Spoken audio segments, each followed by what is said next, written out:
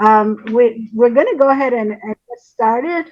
Yes, because we have a lot of ground to cover and a few things, announcements up front. I should be closer, leaning in to the microphone. Do you have one? No, I'm using this one for the people out there. Oh. So as long as they can hear me, Rich, right? Yes. Okay. So here's what we're going to do. The first thing I wanted to do to go over is if you noticed, I think it was posted that everybody now has a homework chat. Yeah. Okay, everybody has a homework chat that is titled after their class. Okay, so this class is actually F5. This class is actually Fieldwork Training and Methods of Teaching. So the title of the homework class chat is FWTMT, testing homework or homework and tests, something like that. So the only things that go in there is fieldwork training and methods of teaching. Okay. So be careful when you're posting your homework so that it doesn't go into another teacher's class, because you will think you have submitted it and you haven't, and then you will not get credit for it. Yes. I noticed. She has a microphone. Here he is. I noticed people are posting in two different formats, doc format and text You format, see, now I'm going which to is talk about correct. that. I'm going to talk about that because that takes me into my next concern, which just kind of loomed up in front of my face, and it's like, oh my goodness, maybe this is a teaching point. My instructions to the homework, the first instructions said something like, read the time track and find 10 statements that you think will help you, and then give a brief summary why you think they will help you, right? And then the second homework said, the first homework also said take that list and renumber it based on best to worst, right? Okay. And then my second homework said, what did it say? Huh? Read the time track. Yes, read the time track and whatever. So here's my point. At no point, nowhere in my directions did I say post that you have read. Nowhere. So in the first person posted in my chat, reading completed, I'm like, oh, what is that? And the next thing I know, boom, boom, boom, boom, boom, boom. Everybody's posted. So I went back and looked at my instructions to see if maybe Tira or Sister Julia had added something, that I didn't know. They hadn't put anything in there. But what people had done was they had taken Betty Ann's instructions and applied them to my instructions. You see? Now I am going to call that follow the leader syndrome. Too many groups. No, it's not too many groups. I promise you. It's not too many groups. What it is, and I thought about this because I thought about this. And what it is that we are all prone to follow the leader. We don't check, we don't look, we don't verify. If someone does something, we just do it too. And it can be wrong as two left shoes. But we will follow in those footsteps. And my thought was that's such a like a kind of profound thought that I think it's something the enemy will use to trap us, to get us in some little way following and doing something that, but do please, it's very important, pay attention to what the instructions are to each class, because we don't all have the same instructions. We're not all running the same class the same way. We're not all, marching to the same beat. So for my instructions and for my things, I'm trying to keep it simple. My thought was when I said find 10 statements in the time track that you have already read, that's how I put it. Because it's up to you and God whether you read it or not. You don't have to account to me that you have read it. You see, Brother Trevor said we're not setting these classes up like a real class where you pass or fail. you know, kind of like that. You have to prove to the teacher that you don't have to prove anything. You just do your homework, submit it, and it will be graded based on whatever our grading standard is. But you don't have to account to me. Now I have another book that's going to be posted at the end of this class. Same thing. You don't have to tell me you read it or didn't read it, but you'll have homework based on the book, and that's between you and God. So, but whatever homework is posted, do please post it in the right chat. Do please post it in the format that I asked. I asked for Word doc. That's what I asked for. I asked for Word doc. And I was going to say, if some of the brethren in the foreign field don't have access to it, it's a free app from Microsoft. Microsoft 365, free app, and it gives you Word, Excel, and all the other little things.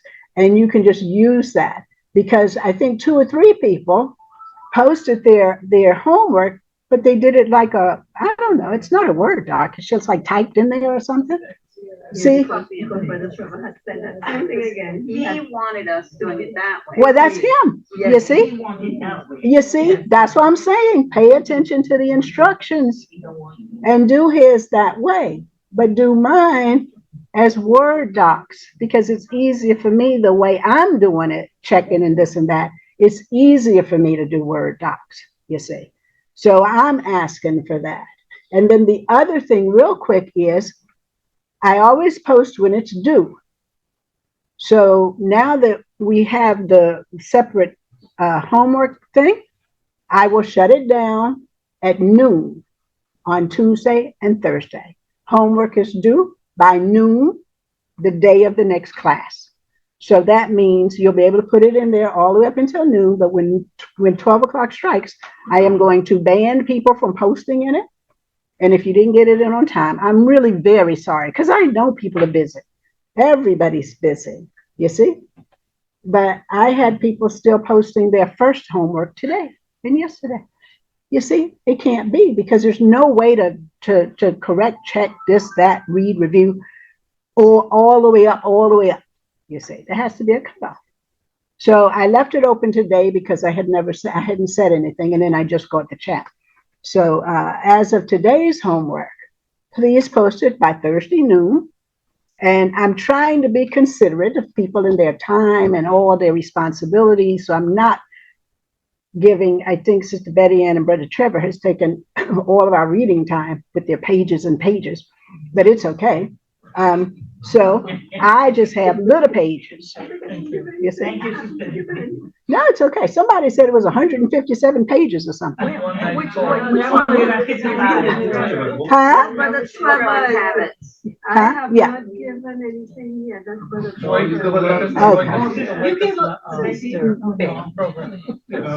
Well, what I'm saying is that I know people can't read 4 or 5 books a week or within days. I just know that. I just know that. So my reading is pretty compact, and but it'll get the job done. That's my point. I just want to get the job done. Okay. So I think that was it. Now I'm just going to roll on. So I went over the papers you turned in with the list from best to the worst. And what I did is I looked at most of the worst, because that's where people would need the most help, which was what you numbered from 11, 12, 13, 14, and 15, where you struggle, have the hardest things at. So I'm starting with those areas first, as far as to keep going and to help you get some help on these things. So again, we're still, I've got this message on my screen. Huh? Oh, we didn't pray. I'm sorry. Yes, let us pray. Whoever's next in line.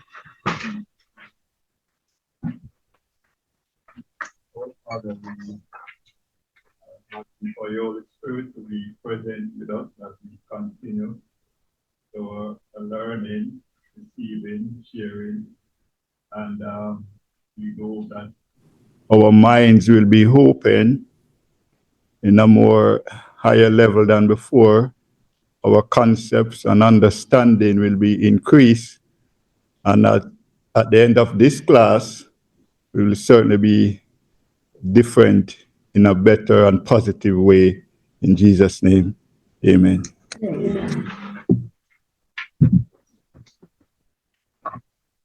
Okay, so I'm keeping these things in front of our faces, frontlets. Of no talent that God has given to man will he require a more strict account of than our time. Keep that in mind. Just keep that in front of your face, because this is the reality. God is going to judge us on what we've done with the time he has given us, what kind of character we've built, what we've done for the upbuilding of his kingdom, whatever, however we use the time, that's what we're going to be judged on.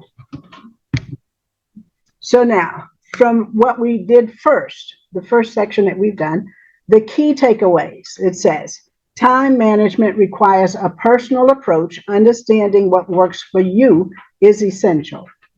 Effective time management helps you set goals, prioritize and schedule tasks, overcome procrastination, and manage interruptions.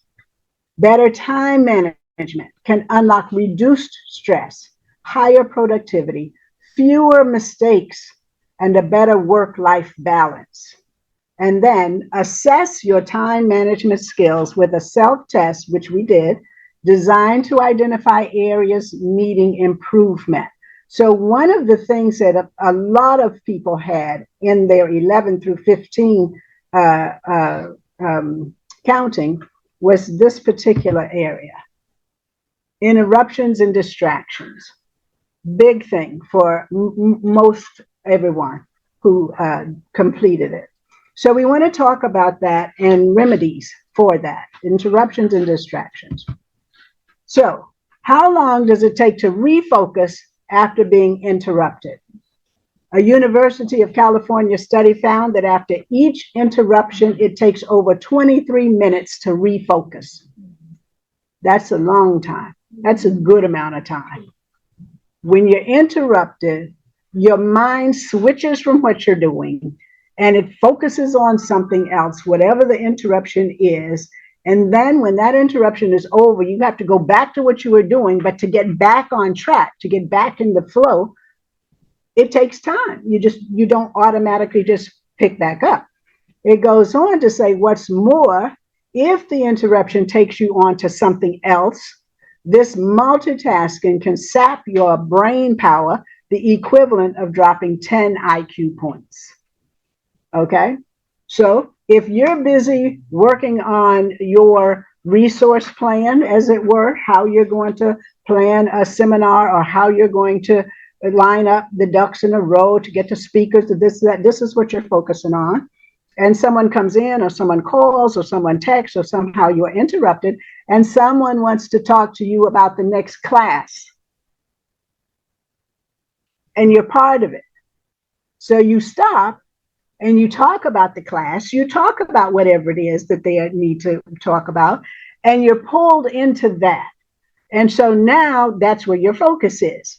And once you finish talking to them about whatever it is and they leave and you go back, you have to regroup. You have to try to pick up where you were. You have to try to remember what you were thinking, what you were doing, what comes next. Well, average 23 minutes. Maybe if you're good at these things, maybe just 15 minutes. You know, maybe some people 30 minutes. This is an average, you see. So this is why we want to learn to manage, because you're never going to be able to stop interruptions, and you're never going to be able to stop distractions, because they just happen. So managing them is what we have to learn to do. So now the definition of an interruption is, what is an interruption and what isn't? It says when something causes us to lose sight of what we're doing, it can be defined as a distraction.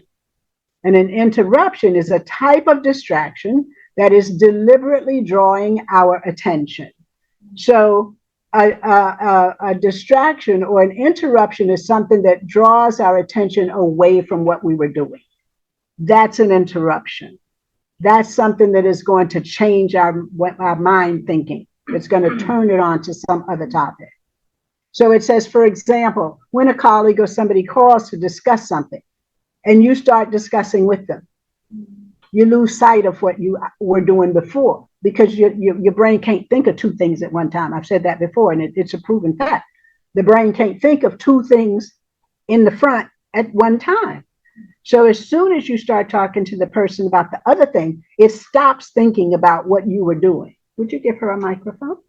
Okay, Sister Danita, I've heard about how do you differentiate multitasking versus disruption? Multitasking. Yeah, because does it goes with gender too? Because we know that females are intended to multitask more than male. I don't know.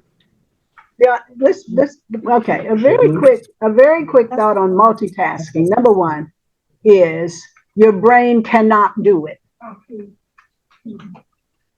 People, you think now, I will say this. You can do it. Raise your hand if you can walk and chew gum at the same time. You can. Most people can. You chew gum, you're walking. You're doing two different things, right? At the same time, but neither of them requires conscious thought. You see, neither requires conscious thought. You got gum in your mouth, automatically your mouth is going to chew, unless something's wrong with it. If you're walking, you don't have to think to put this foot, then put this foot, then put this foot. You see, it's not conscious thinking. But when we're talking about people thinking that they are multitasking, you are not multitasking. Your brain can't do it. So what some people consider to be multitasking is, oh, I'm working on this project and this project. Well, as soon as you stop on this one, you're not working on it anymore. You're doing this one because your brain is on that. But you're going back and forth. You see, you think you're doing two things at one time, but you really are not, because the brain can't do two conscious things at one time. It's not able to. I saw a hand.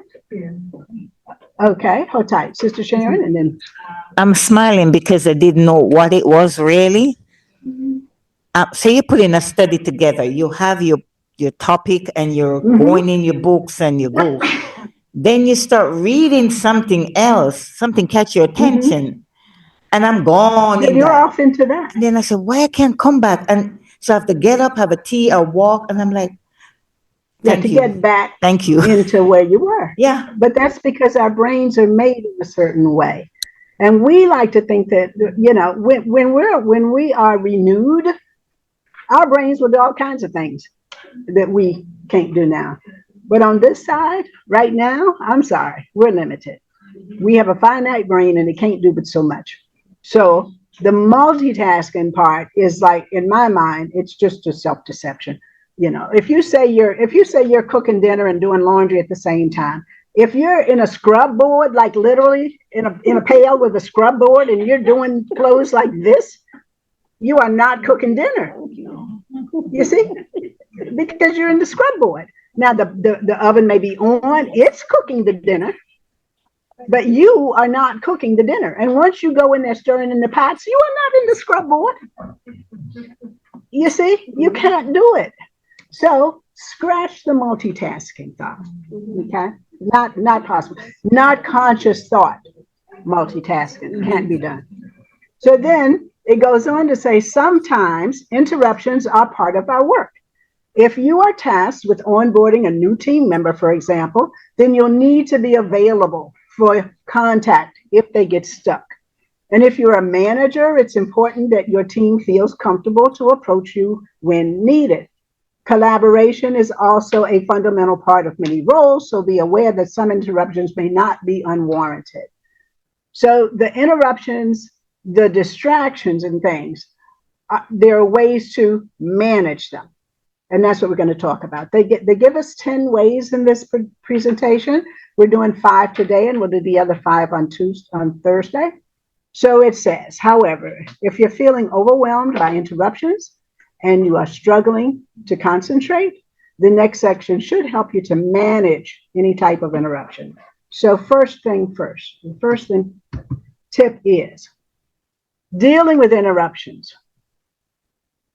The key to managing interruptions is to know what they are and whether they are necessary, and to plan for them in your daily schedule. And with these 10 tips, you can do just that. So the first thing is keep an interrupter's log. Now this I thought was kind of cute, but it says, by keeping an interrupter's log, you can record the interruptions you experience day to day, analyze any patterns that emerge, and then decide on the best course of action to tackle these interruptions. So they gave a little sample where you've got the person who interrupted you, the date and time that they did it, and that's okay. Some of us will have logs as long as your whole day will be nothing but interruptions. And if that turns out to be the case, then you have to do something about that. Huh? Brother, you talk too much. Look at my blog. Yeah, well, we're going to manage these situations. So you put a description of their interruption. See, they called to discuss the project updates. Was it valid? Yes. But was it urgent? No. You see, and this is where managing comes in. If someone interrupts you and they launch off into the deep about something that is not urgent, like right now, give them a time that you have set up in your day, whether it's in the morning or in the afternoon, but we'll get to that in here, where you set a block of time in your schedule that you put these people in. You see, I can get back to you at 3 this afternoon. We can talk about this at 2. We can talk about this at 9 tomorrow morning. But have built into your time. Remember, it was talking about contingency time. That's what this is talking about. You put into your schedule where you can put the people who have these things to talk to you about that are valid, but are not life and death for the moment. You see, because most of us will let the interruption happen and talk about it, even though it's something that could wait. It is not life and death. It is not going to that has to be resolved right then and there. So it's just a matter of managing this thing. So once you have your version of this interrupter's log, it says keep your log with you every day for at least a week, okay? And record every interruption you experience and mark down the person, the date and time, what the interruption was, whether it was valid and whether it was urgent or could have waited for a better time. It says by keeping the log, you can gain a better understanding of your daily interruptions, and then you can take steps to minimize them and manage your response. So now, the next step from this log, one way to manage them, it says, is to hold routine meetings. Hold routine meetings, okay? It says you can preempt many interruptions by holding routine meetings. If people know they'll have access to you soon, they'll learn to save up the non-urgent issues until you meet. So one of the things to do, if you're working with people on certain projects and things, just have a regular meeting set. Because when you do have that regular meeting set or something like that, and it doesn't have to be a real meeting, it can just be whoever needs to be involved so that they have access, everybody has access to the other person at a specific time. So it's not just pick up the text, pick up the phone and call, walk down to the office and interrupt, that kind of thing. So you can kind of get people on a schedule and yourself on a schedule, because most of us here have more than one job, more than one thing we're doing. So it's to our benefit to try to schedule the things as much as we can and leave time in the day or put time in the day for things you didn't expect to just come up, and then ask the person who's interrupting, is it okay if we talk about this later? You see, and 9 times out of 10, it should be okay. So it says you should also schedule regular check-in times for the people that you talk to the most. Ask them to keep a running list of things they need to discuss, and then you do the same yourself. So you have these check-in times, the people you're working closest with. You're in touch with them the most, and you save up things. You don't just keep interrupting everything one by one. Add them, save them up at the end of the day or the next day, whatever it is. but do it in conjunction with the other person. You see, make the connection with the other person. So it's not just on your time necessarily, but maybe on their time too. You make a thing that works for both or three people or whoever it is. See? And that will help to minimize the number of interruptions. By inviting colleagues' input, you'll show that you value their opinions and can deal with issues and ideas in one focused session. And here's a tip. Limit the number of people you catch up with and do it online or in a neutral meeting space. And this way you can easily excuse yourself once your part is done. See, because some people will keep talking. And like I said, I've already confessed my sin. So if you know you had the same problem, this will be a help because it'll help you to stop wasting the time with continued talk. Next, book contingency time. And that's what I was talking about. Put it in your schedule. From your interrupters log, you'll see how much time is taken up by urgent, valid interruptions. So if over a week you're looking at your log and you see that this time, at least an hour a day is taken up throughout the day, hour and a half, whatever it is, then put an hour or an hour and a half in your day to say, if anybody needs me out for anything non-urgent or urgent, non-urgent, this is the time. Then you're prepared for their whatever they have, and they know when they can get in touch with you, and they don't have to be bothering you and interrupting all day long. So block this time into your schedule as contingency time and only take on as much other work as you can fit into the remaining time. You see. Now, all of us, we have multiple assignments and things. And then we're also supposed to sleep 8 hours. And then we're also supposed to, like you say, do all the homework, do all the reading, do all the...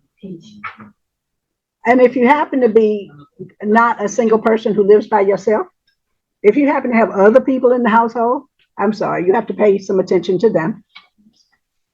And you go right ahead. And let me finish. And then you have to fit all of this in to the 12-hour day, because is it 12 hours? We're supposed to be sleeping for 8 of them. But we were told you have to be in the bed 9 hours in order to get to 8. So by the time you subtract the 9 out of the 24, what does that leave you? 15? 16? 15 hours? See, that sounds like a lot. But it's not really a lot. Yes. Yeah, you have to eat. You have to bathe. And some of us have to do our hair. I was thinking about it says set aside about an hour and a half to meet with these individuals, right? But it depends on the type of job you're doing. Yes. Because I'm going to use our department, for example. The worker is doing a certain assignment, whether it's fixing the water, need information. Because on the hill, is you're always learning as you go. Yeah. So you can't tell them come like an hour and a half. Right. And that's why, but let me say, that's why this was talking about urgent, valid. If it's urgent, if it's valid, then you deal with it right when it comes. The ones that are not urgent, possibly not even valid, that's where you say, let me finish this first and let me get back to you. Well, to my knowledge, in our department, everything is valid. Well, it could be. Yeah, I'm telling you, from experience, everything is valid. Okay. Because you have to remember, everybody's not a professional, so they're going to always need answers, questions. And we talked about that. We said, if you are one of these people who's training another person and they have all these questions because they don't know no answers, then you have to deal with them when they come to you. So your day is just interrupted. There's nothing to do about it. See, other jobs, because you're right, the work that you all do outside, you can say, come back to me later, and they have to finish whatever the project is because you have to finish it. See, so in those cases, the you just don't even bother. Scratch that, and everything is valid. All right, but no, but for those who are able to and whose jobs allow it, you had your hand. Okay. Sorry, ma'am. I think interruptions are things that is not really your job, right? But I think what you mentioned is really your job as a teacher, as or the instructor, the one who teach. But it's the same on our end. I do not entertain so long as it is not my job. I put it, oh, talk to her, talk to them. But sometimes, if people come to me and they need help, so that is an interruption, but I know that they needed it. I go there And you help. you help. But sometimes it takes time. Yeah, take your time. So that is, I think, I suppose. But during the night time, I don't take it as interruption because that is part of my job. So things that I do is always, as far as I see it, Part of is part of my job. Right, and that actually comes up in here as far as taking on duties and responsibilities that are not, necessarily in your job. But we have the short answer or continued comment to that is that always direct whoever it is to the right person if it's not you. You see, I mean, take the time to do that, to tell them who it is they should be speaking to. And, help them get in touch if they happen to be newbies or somebody who doesn't know the system or doesn't know what's going on. But the one thing you will learn fast is, and there's a slide in here talking about saying yes to everything. Well, let's just say you'll get your face chewed a lot for that. But let me finish this. Okay. Perhaps in your interrupters log, you notice that many clients or people call you in the morning, or that other things happen, regular deliveries, whatever that is, in the afternoon. It just says by booking this as contingency time, you won't be overloaded and stressed by the things stopping you from finishing your work, see, because the assignments that we're given, they're expected to be finished. And if you keep saying it's not done because, I'm sorry, you will be seen as an unfaithful worker. That's just the reality of it. So you want to be able to have the time, but schedule it at your optimum time, and then do the best that you can. All right. So Is it just addressing the physical? How does texting fit in? Is that a distraction? I can tell you what I do. I don't look at my phone. Yeah. I'm just no, I'm saying I look at my phone, honestly. I have set times for when I look at my phone. And you should do the same, because you start out looking and everybody's texting. They needed what they got to answer. They needed this, they needed that. I'm sorry. And you're texting and it's going on and on. The morning is gone. Never ending. And all you did was, and not that you weren't helping people, because you really were helping people, but you didn't get any work done. Nothing. See? So I look at my phone first thing in the morning. Okay. Then I look at my phone when I get to the cafeteria. So anything that came in between the morning and the cafeteria, I look at it when I'm in the cafeteria. And I'm usually rushing for this class, so I don't look at my phone. So when I look at my phone again, it may be in the night. And then I'm ashamed to answer people because it's usually so late. And they will be thinking, why are you still up? You see? Because it's 11:30. Yeah, so I'm just saying, these are things that we have to get a handle on, because if we don't, we will constantly be late. We will constantly be behind the 8 ball and not able to get all of the assigned things done. So the idea is to be as helpful as we can in the fastest way that we can, and keep moving, because we can't stop. We can't keep slowing down. We can't keep pulling up and allowing the day to get away from us, you see, because you pay the price for it.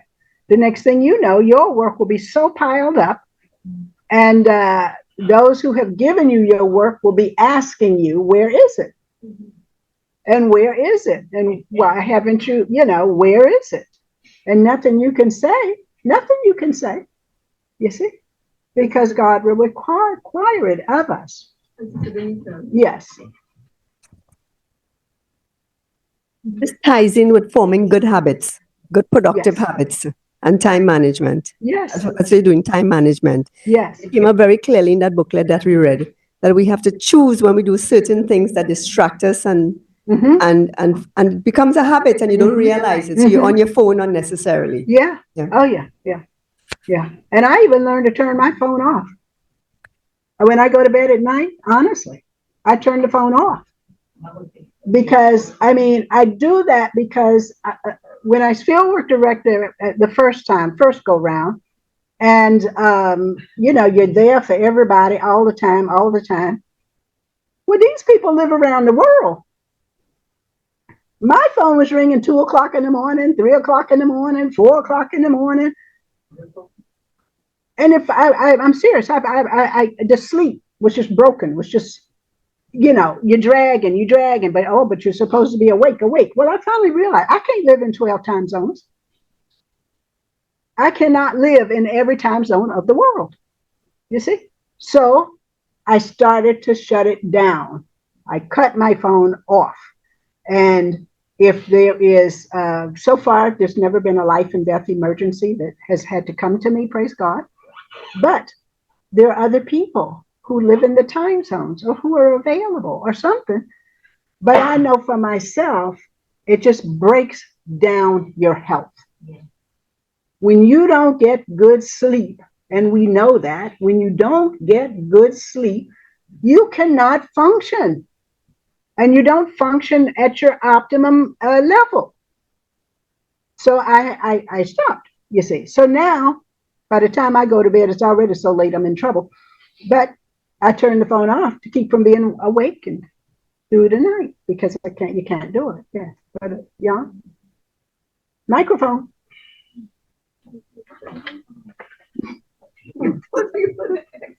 Hi. I'm curious. I don't want to jump ahead of your study, so I don't know if you're going to go into time redemption. Redemption. I have not come across. The reason why I'm asking, just as workers, as Bayesian workers specifically.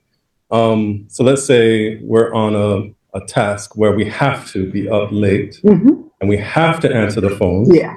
So then we do. Right. So then we do. What is the? Yeah. Oh, you go into that. You're saying we do. No, I'm just saying we do. When you're on a task that has to keep you up, you have to be awake for it. We do it. No, I'm just saying. But it shouldn't be our everyday schedule. Correct. So let's say like currently we're in an emergency situation. Yes, we are. So then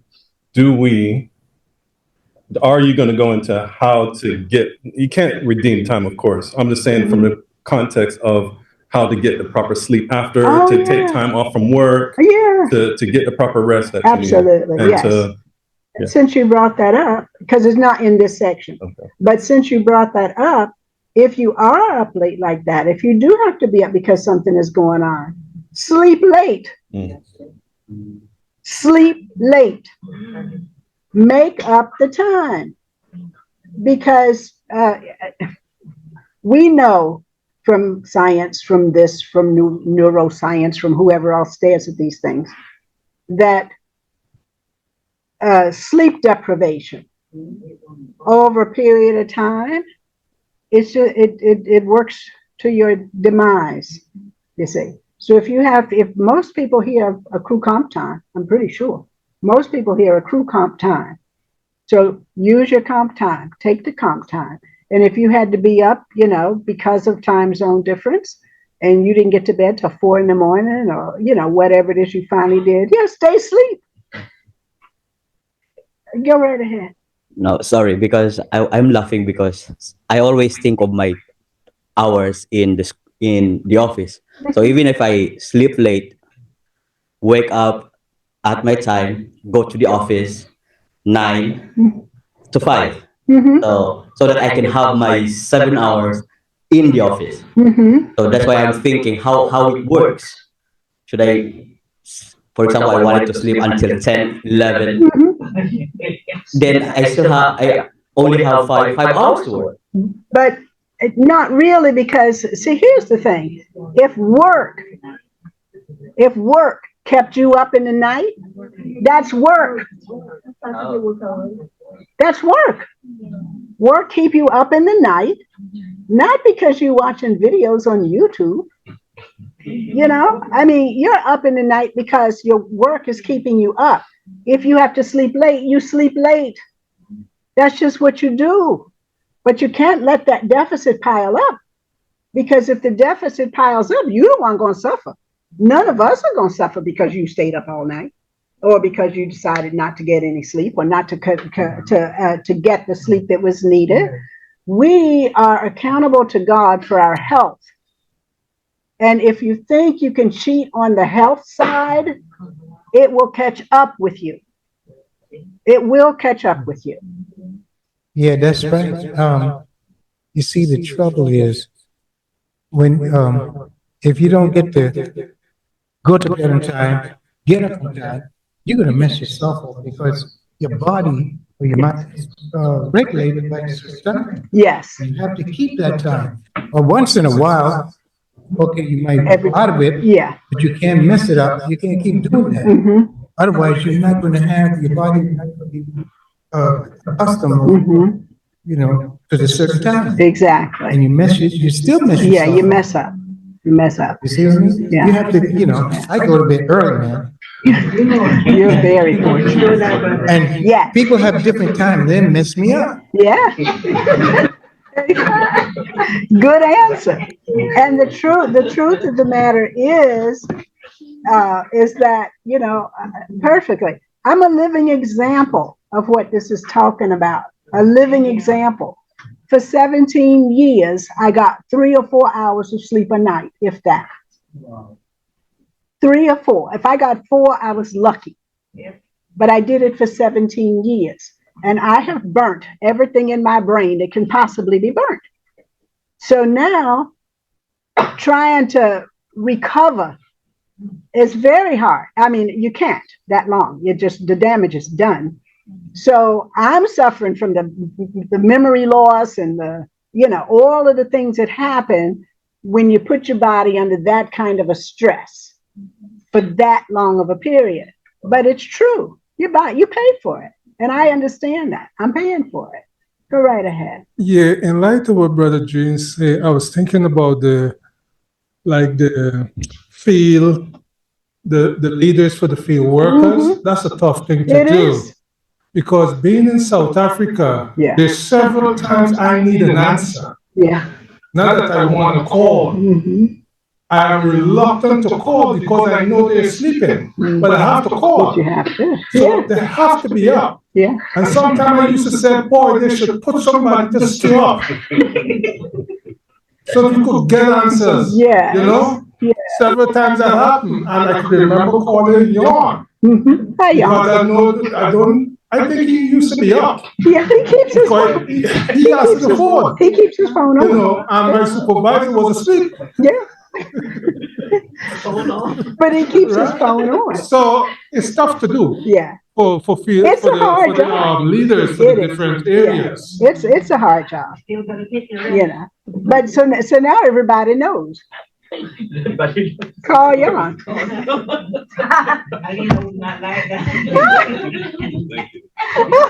We gotta. Not that Sister Betty never answered. She answered. Yeah. But most I grab it. Yeah.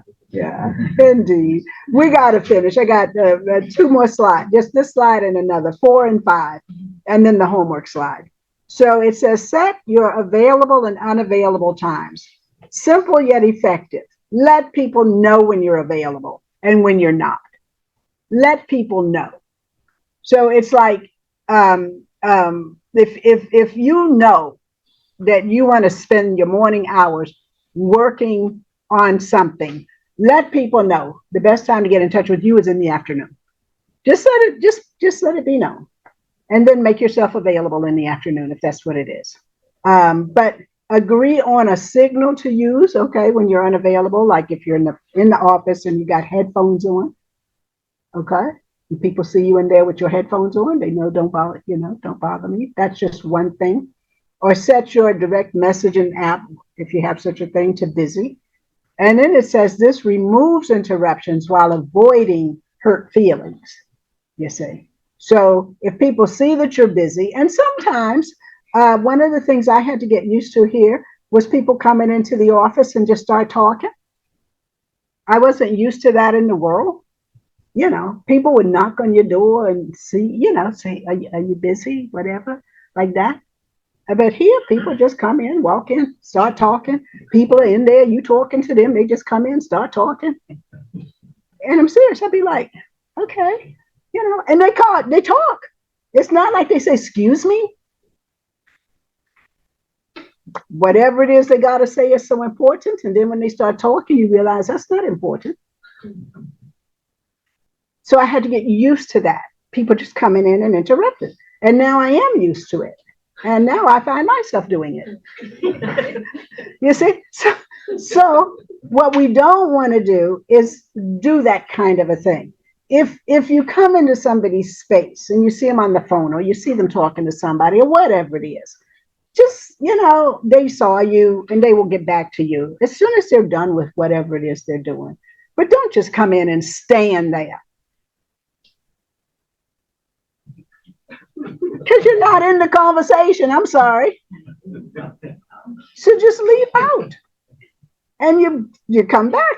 The person, they'll get in touch with you. Text, come to your space, whatever it is. But don't do that. It's very, very rude.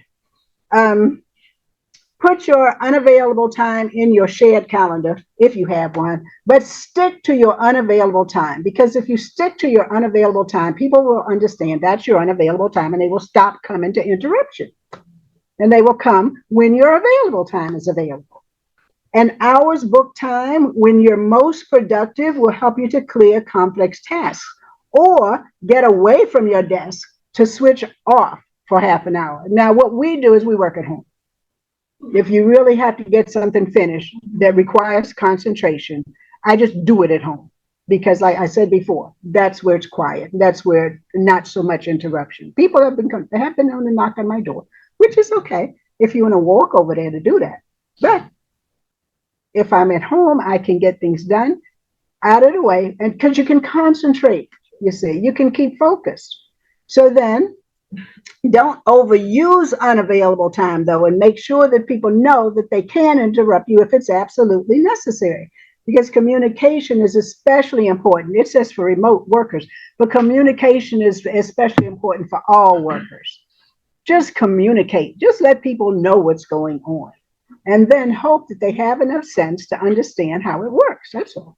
And then number 5, learn to say no. Or to negotiate. Okay? Learn to say no. It's okay to say no to a request or task if you're too busy, or it can be done later. It also said, or if it's not your job, or any other kind of thing. You see. But here on the Hill, the other one was if it's not important. So Brother Trevor come to you, he said, I want you to do this. You say, oh no, that's not important. He was like, I don't think I can say that. So I took those out because those are not options for us. Not at all. Not at all. So we get either we're too busy or it can be done later. So it says, if you say yes to everything, you risk burning yourself out and not completing the assignments that you already have. See, so in terms of negotiating, let it be known that taking on an additional assignment will slow down or interrupt assignments you're already working on. So when you're given another task, let it be known that you already have X, Y, and Z, and you're working on these things and adding this in. Prioritization. Do you want this to replace that or this to come in front of that? Because the reality that we live in is that we can't do two things at one time. So we have to prioritize. We have to decide what comes first. And everything can't come first. You see, everything can't sit on the front of the shelf. That's what I tell Alfonso all the time. Do we have any this, that, or the other? I said, well, just look on the shelf. I'm looking, I don't see it. I'm like, you have to move something. Everything can't sit up front. The shelf isn't that big. Things are behind things, you see? So look, move things. That's what we have to do. So we want to be able to know what's the priority is, know what's to be done first. If another assignment is given, it's okay to speak of what you're already working on, because sometimes it's forgotten that you have already been given 2 or 3 other things that were supposed to be due like yesterday. You see? So now this is another thing. So push back in a courteous and sincere way with a short explanation, and you can try, I'm working against a very tight deadline, you know, an important project. So do you want me to switch to that? Do you want me to reorganize, reprioritize? So it says being assertive, you'll be able to look after your own needs without upsetting others. And again, assertive does not mean aggressive. It just means explaining the situation and saying what you have to say so that it's known what your situation is. And then the determination is made as to what comes first, what comes next, you know, what can even be left aside, what can be put on the back burner, because it's best to communicate those things so that you and the person who gives you the assignments are on the same page. That's what's key. All right, so homework. Yay. Now, I have to say this. I found this book. It's called The 30-Day Productivity Plan. And it's just little chunks like this. It's a 30-day plan where it's 1 a day is the way the book was written to be used, but we're not using it that way. You can use it any way you want. So the homework, it says, is to read the first 10 tips. They give you 30. So we're going to read the first 10 of them and then write a short narrative on each of them as to how it can help you. The 10, okay? Also, this is an addition from your previous work.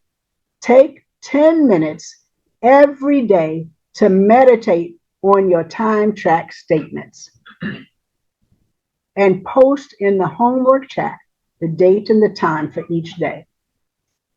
10 minutes anytime you want during the day to meditate on your 10 time track statements. Because there's no point have written out 10 time track statements and then you never look at them again.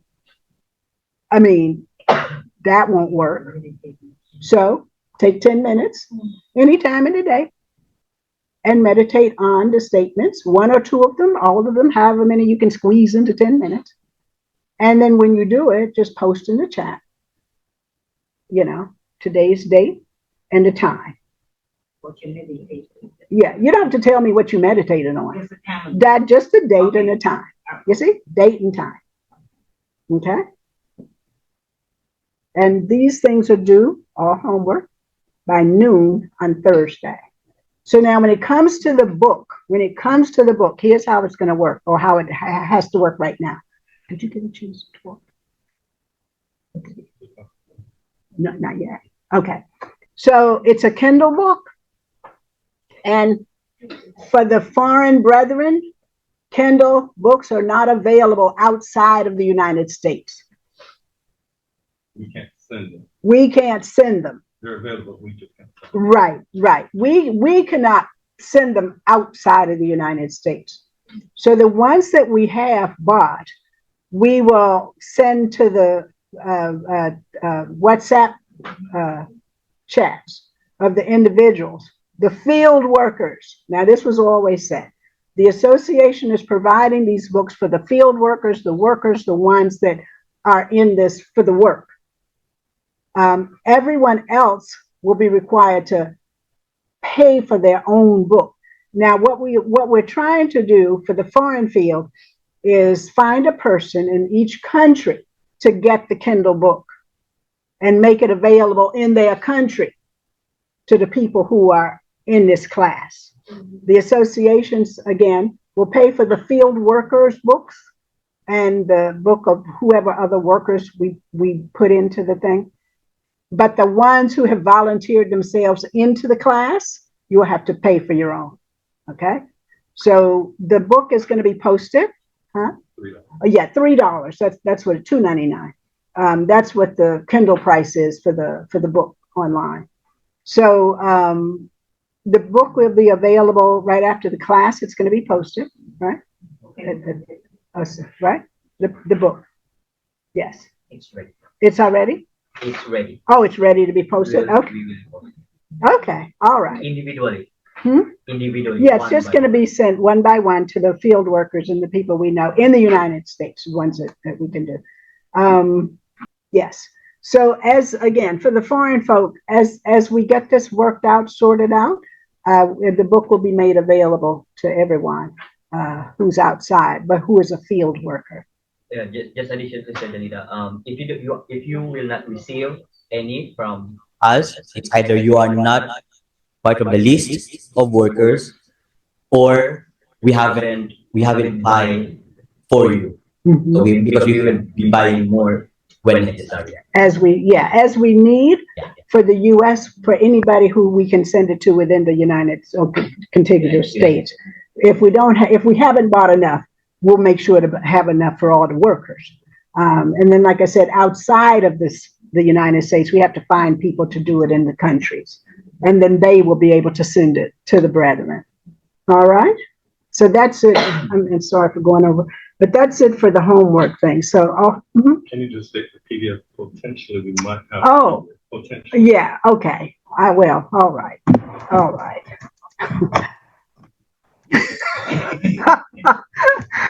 Okay. How do I say this? We found an illegal. Okay.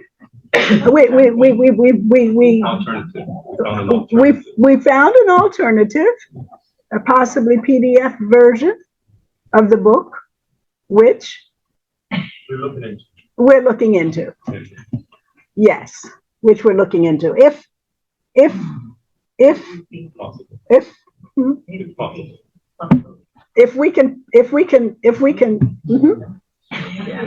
we can possibly get hold of it, is that what it is? You want me to? If we can, stop. Yeah, we're trying not to. No, if we can get our hands on a PDF version of the book, then we will be able to send it to everyone, even outside of the country. Yes, yes, yes, yes. No, we're okay. We got this. Okay. Thank you all. Let us kneel for prayer. Next one in line. Oh, Father in heaven, we do thank you for today, for being with us all. We thank you for all that you have us learning. May you help us, dear Lord, to retain and apply it unto our lives. We thank you for all your mercy, grace, and blessing. Be with us throughout this another night as we pray in Jesus' name. Amen.